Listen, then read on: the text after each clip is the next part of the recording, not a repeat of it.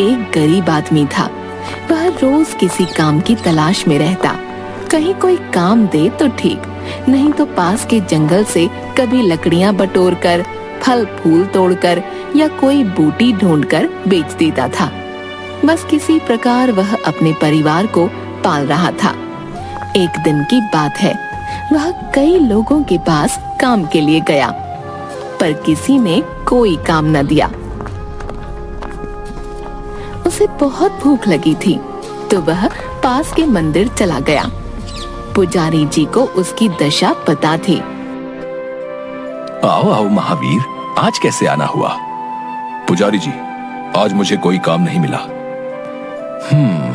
तुम्हें भूख लगी है, कुछ खाया नहीं तुमने? महावीर पुजारी को देखता रहता है, कुछ कहता नहीं। पुजारी समझ जाता है और उसे एक फल और खाने के लिए प्रसाद देता है। खाने के बाद महावीर की जान में जान आई। फिर उसे अपने घर वालों की याद आई कि उन्होंने कुछ नहीं खाया होगा। घर में खाने के लिए कुछ नहीं है। वे लोग शाम को उसकी राह देखेंगे। क्या सोच रहे हो? कुछ नहीं। तुम मेरा एक काम करोगे? क्यों नहीं पुजारी जी, बताइए, मेरे लायक क्या काम है? मुझे एक बूटी चाहिए, पास के जंगल में मिल जाएगी। इसके बदले में मैं तुम्हें 2 बोरी अनाज दिलवा दूंगा। तुम्हें महीने भर का राशन हो जाएगा। महावीर को समझ नहीं आया कि वह क्या कहे। उसने जैसे ही कुछ बोलना चाहा, अच्छा, थोड़े पैसे भी दे दूंगा। अब तुम ज्यादा सोचो मत, इससे हम दोनों का काम हो जाएगा। पर यह बात तुम किसी को बताना नहीं। महावीर के पास कोई चारा नहीं था। उसने हाँ में सिर हिला दिया। पुजारी उसे सब समझा देता है। वह हाथ में एक बड़ी लाठी लिए जंगल पहुंच जाता है। बूटी के लिए वह जंगल में दूर तक चला गया, पर उसे पहाड़ी नहीं मिली जो पुजारी ने बताई थी। तभी उसे एक पहाड़ी दिखती है। शायद ये वही पहाड़ी हो जो पुजारी जी ने बताई थी। चलकर देखता हूँ। वह पहाड़ी पर चढ़ जाता है। उसे वहाँ बूटी मिल जाती है। शुक्रिया भगवान, बूटी मिल गई। अब मैं जल्दी यहाँ से जाता हूँ। महावीर बूटी लेकर जाने लगता है। तभी उसे एक आवाज सुनाई देती है। वह उसे अनसुना कर आगे बढ़ता है। उसे फिर वही आवाज आती है। अरे, ये तो किसी के रोने की आवाज है। लगता है कोई मुसीबत में है। महावीर आवाज का पीछा करते हुए पहाड़ी के बिल्कुल बीचों बीच पहुंच जाता है। जैसे ही वह अगला कदम बढ़ाता है, चारों ओर अंधेरा छा जाता है। वह खुद को पहाड़ी की जमीन के नीचे पाता है। अरे, ये क्या हो गया? मैं यहाँ कैसे आया? कहते हुए अपने हाथ पांव हिलाकर चेक करता है कि उसे चोट तो नहीं लगी। फिर उसका ध्यान रोने की आवाज पर जाता है। वह आसपास देखता है तो दंग रह जाता है। यह कोई और ही दुनिया है। आधे इंसान, आधे जानवर या पक्षी, आदमी, औरत, बच्चे, बूढ़े आदि। ऐसा ही जानवर रूपी एक बच्चा जोर जोर से रो रहा था। देखकर महावीर घबरा गया। मैं कहाँ आ गया? उसकी बात सुनकर वे जानवर रूपी इंसान हंसने लगे। क्या तुम मेरी बात समझ सकते हो? हम सबकी बात समझ सकते हैं, जिंदा हो या मुर्दा, मिट्टी, पेड़, पानी, हवा, पत्थर, सबकी। मुझे यहाँ से जाने दो। जाओ जाओ, हमने थोड़ी तुम्हें बुलाया था। तुम खुद आए थे, खुद ही जाओ। यहाँ से जाने का कोई रास्ता तो बताओ। सब हंसने लगते हैं। हमें नहीं पता। महावीर सोचता है कि वह कहाँ फंस गया। अब वह अपने घर कैसे जाएगा? इतने में रोने वाले बच्चे, खरगोश जैसा दिखने वाला की आवाज तेज हो गई। पहले कोई से चुप कराओ। तुम्हें क्या परेशानी है? तुम चुप रहो। क्यों चुप रहूं? तुम अपने आप को क्या समझते हो? चुप है, ऐसा कहते हुए वह उसे मारने लगता है। दोनों की भयंकर हाथापाई हो जाती है। पैने नाखूनों, पंजों के वार से दोनों लहूलुहान हो जाते हैं। दोनों को बहुत चोट आती है। अरे कोई रोको तो इन्हें, नहीं तो एक दूसरे को मार डालेंगे। बस करो तुम दोनों। उसके ऐसा कहते ही दोनों लड़ना बंद कर देते हैं। अभी हमें झगड़ा बंद करके शाप से मुक्त होने के बारे में सोचना है। ठीक से बताओ, क्या कहना चाहते हो? वे सभी पहले इंसान थे और एक गांव में रहते थे। ये सभी लोग हमेशा एक दूसरे को तंग करते रहते। लड़ाई झगड़ा ठगबाजी तो रोज का काम था। स्वार्थ, लालच, जलन का तो क्या कहना। एक बार हमारे गांव में एक सिद्ध महात्मा जी आए। हम सब ने उनका बहुत अपमान किया। उन्होंने गुस्से में हमें शाप दे दिया कि हम सब अपने अपने कर्म के हिसाब से जानवर बन जाएं। फिर हमें दुनिया से दूर यहां बंद कर दिया। मूर्ख हो सब। कह सकते हो। मुझे यहां से जाना है। यहां से जाने का कोई रास्ता नहीं। तुम्हें हमारी मदद करनी होगी। कैसे? इस शाप से मुक्ति के केवल दो रास्ते हैं। एक है यहां किसी तरह सूरज की रोशनी पहुंच जाए, और दूसरा है किसी साधारण इंसान की बलि। इससे देवता प्रसन्न हो जाएंगे। और हम भी। पागल हो सब। किसी इंसान को मारकर कौन से भगवान खुश होते हैं?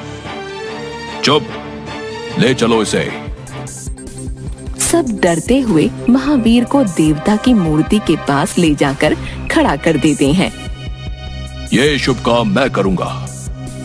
रुको, पहले इसके शरीर के सभी अंग देख लो, ये पूरा है कि नहीं, वरना बलि कबूल नहीं होगी।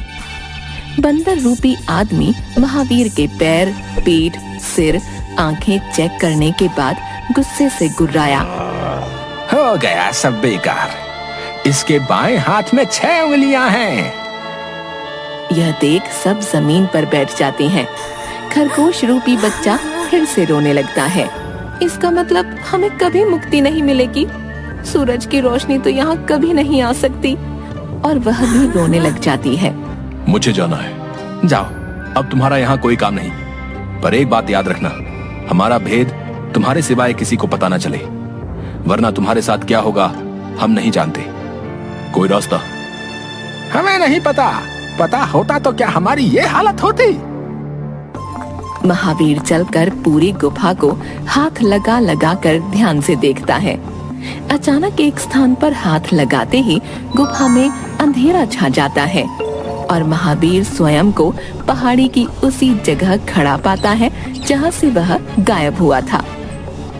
हे भगवान, क्या मैं कोई सपना देख रहा था? घबराया हुआ महावीर पास ही गिरी हुई अपनी बूटी और लाठी उठाकर वहाँ से भाग जाता है। वह सीधे मंदिर पहुंचकर पुजारी को वह बूटी दे देता है। पुजारी, वाह, यही तो वो बूटी है। पूरी रात महावीर को नींद नहीं आती। बार बार वही रोने की आवाज उसके कानों में गूंज रही थी। तंग होकर वह आधी रात को बैठ जाता है। उसके मन से आवाज आती है कि अगर तू उनकी मदद नहीं करेगा तो कौन करेगा? वे मूर्ख उस गुफा में लड़ लड़कर एक दूसरे को ही दुखी करते रहेंगे। अगले दिन पुजारी महावीर को कुछ रुपए और 2 बोरी अनाज देता है। महावीर वह सब अपने घर वालों को देकर कहता है कि वह कुछ दिनों के लिए काम से बाहर जा रहा है। उसके वापस आने तक वे सब अपना ध्यान रखें। कुल्हाड़ी, कुदाल आदि औजार लेकर जंगल की ओर वह निकल पड़ता है। पहाड़ी के ऊपर वह उसी जगह पहुंचता है जहां से वह गायब हुआ था। उसने अगला कदम बढ़ाने से पहले सारे औजार अपने शरीर से बांध लिए। जैसे ही उसने आगे कदम बढ़ाया, चारों ओर अंधेरा छा गया और वह फिर से इन जानवर रूपी इंसानों के बीच पहुंच गया। तुम फिर से यहाँ क्यों आए हो? तुमने हमारा भेद किसी को बताया तो नहीं? नहीं, मैं यहाँ तुम्हारी मदद करने आया हूँ। अब तुम हमारे किसी काम के नहीं, वरना हम क्या पागल हैं जो तुम्हें जाने देते? शाप से मुक्त होने का दूसरा उपाय भी है। कभी सोचा है उसके बारे में? हम इतने भी मूर्ख नहीं हैं। कोशिश कर चुके हैं, एक पत्थर तक नहीं टूटा। मैं पूरी कोशिश करूंगा। करने दो इसे जो करना चाहता है। महावीर कई दिनों तक छत को तोड़ने की कोशिश करता है। बाकी लोग भी उसकी मदद करते हैं। बड़ी मुश्किल से वह एक गड्ढा करने में सफल हो जाता है। गड्ढे से सूरज की किरणों के अंदर आने पर महावीर का चेहरा खिल जाता है, पर बाकियों के चेहरे पर उदासी थी। देखो देखो, धूप आ रही है। कहाँ कहाँ है धूप? महावीर समझ गया कि केवल वही धूप को देख सकता है और कोई नहीं। वह उस गड्ढे से निकलकर पहाड़ी के ऊपर पहुंच जाता है, पर बाकी जानवर रूपी लोगों को कुछ दिखाई नहीं देता। उन्हें लगा कि महावीर अचानक गायब हो गया। ये अचानक कहाँ गायब हो गया? महावीर पहाड़ी के ऊपर खड़ा सोचता है कि वह अब क्या करे। कुछ समझ नहीं आ रहा। वह सोचता है कि इस बार वह यहीं से खुदाई करेगा। पहाड़ी का मुआयना करते करते वह बूटी वाले छोटे पेड़ के पास पहुंचा। जमीन कच्ची होने से वह वहीं खोदना शुरू कर देता है। थोड़ी देर बाद एक बड़े पत्थर के टुकड़े के गिरते ही नीचे से खुशी से चिल्लाती हुई आवाजें आती हैं। धूप आ गई, धूप आ गई। महावीर ने ध्यान से देखा। धूप सीधे नहीं बल्कि बूटी वाले पेड़ से छनते हुए नीचे जा रही थी। वह पूरा रहस्य समझ गया और सभी जानवर सुंदर इंसान बनकर उसके सामने खड़े मुस्कुरा रहे थे। हमें शाप से मुक्त करवाने के लिए धन्यवाद दोस्त।